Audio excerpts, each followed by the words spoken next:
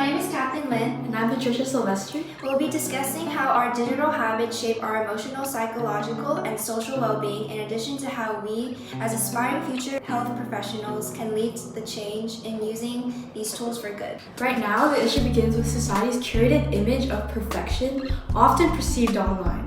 Platforms like TikTok, Instagram, and YouTube often promote carefully curated images that do not reflect reality, and as a result, adolescents progressively develop unrealistic expectations about appearance, success, and lifestyle.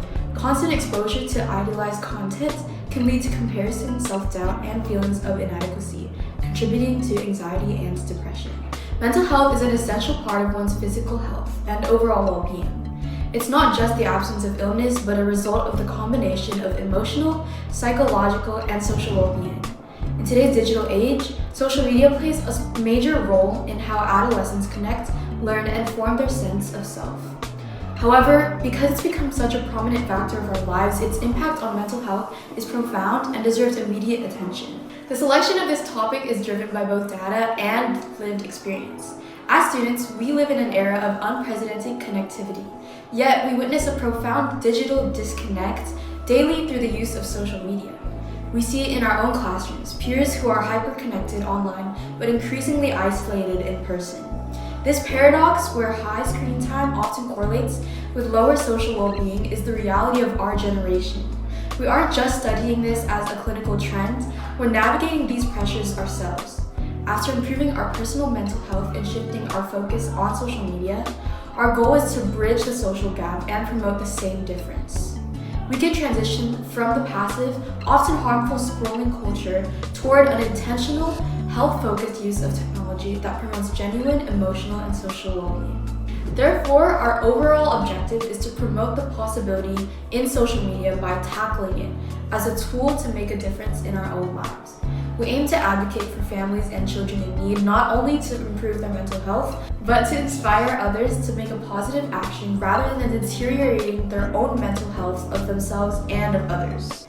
A national study published by the American Psychological Association found that adolescents who spend more than 3 hours per day on social media face a significantly higher risk of mental health problems, including anxiety and depression. Additionally, the U.S. Surgeon General reports that frequent social media use is associated with poor body image, sleep disruption, and increased emotional distress among teens. Data suggests that nearly half of the peer population recognizes the detrimental effects of these platforms on their collective mental health, but don't take action to stop or limit such effects.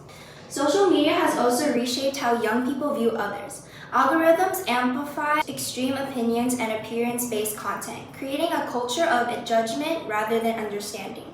Over time, this can reduce empathy and distort perceptions of reality, making it harder for adolescents to form healthy self-identities as well as meaningful offline relationships. Despite these challenges, social media is not inherently harmful. In fact, when used intentionally, it offers powerful benefits. Social media allows young people to connect with others who share similar experiences, especially with those who feel isolated due to mental health struggles, disabilities, and identity-related challenges. Online communities can provide validation, education, and support that may not be available offline. When looking at the big picture, social media is a vital lifeline for many and provides a community for marginalized youth who may not find support in their physical zip codes. Social media has also reshaped how young people view others. Algorithms often amplify extreme opinions and appearance-based content, creating a culture of judgment rather than understanding. Over time, this can reduce empathy and distort perceptions of reality, making it harder for adolescents to form healthy self-identities and meaningful offline relationships. Despite these challenges, social media is not inherently harmful. In fact, when used intentionally, it offers powerful benefits. Social media allows young people to connect with others who share similar experiences, especially those who may feel isolated due to mental health struggles, disabilities, or identity-related challenges. Online communities can provide validation, education, and support that may not be available offline. When looking at the big picture, social media is a vital lifeline for many and provide a community for marginalized youth who may not find support in their physical zip codes.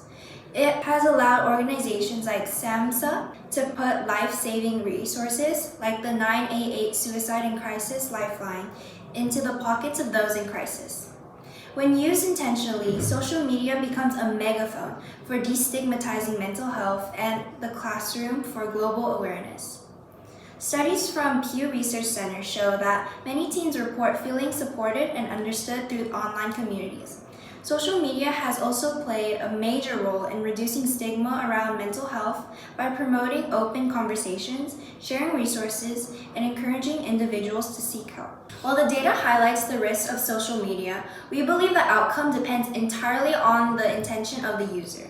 As the founders of our nonprofit, Sunny Blue and Hearts of Youth Society, we have firsthand experience and witness in how intentional digital outreach can solve real-world problems. Through Sunny Blue, we organize a safe haven for neurodivergent children, fostering physical and social interactions that reduce the stigma surrounding special needs, impacting over 200 accounted families by reaching out to our own role models like city officials and organization owners. Parallel to this, through the Hearts of Youth Society, we harness the power of digital advocacy to reach over 300 accounted families in relation to children who are hospitalized or in need of support and motivation. We have donated to and collaborated with UCLA, Kaiser Permanente, Miller's Long Beach Hospital, and other booming businesses. We plan to further this by expanding past local communities and collaborating globally, which is made more convenient with online communication.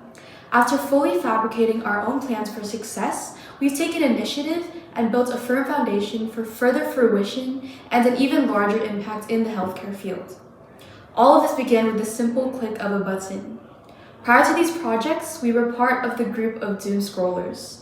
Then, when we realized how it can deteriorate the mental health of both ourselves and our peers, we shifted our own perspectives. Instead of allowing the negative effects of social media to take over our lives, we took advantage of the opportunity in it. Digital tools can combat the psychological toll of medical isolation, and these projects serve as evidence that social media can actively improve the emotional and social well-being of our most vulnerable populations, like us, teenagers. It doesn't have to be a space that declines mental health. The issue is not social media itself, but how it's used. Responsible use includes setting time limits, following credible and positive accounts, and recognizing when content is harmful. In conclusion, social media is a powerful tool that can either harm or help youth mental health. While excessive and unnecessary use can increase anxiety, comparison, and emotional distress, mindful and responsible use can foster connection, awareness, and positive change. By promoting digital responsibility and mental health education, social media can have the potential to not only reflect the world, but to improve it. Like any powerful tool, social media's impact depends on the hands that use it. When guided by awareness, empathy, and responsibility, it can help build a healthier and more connected generation. Thank you.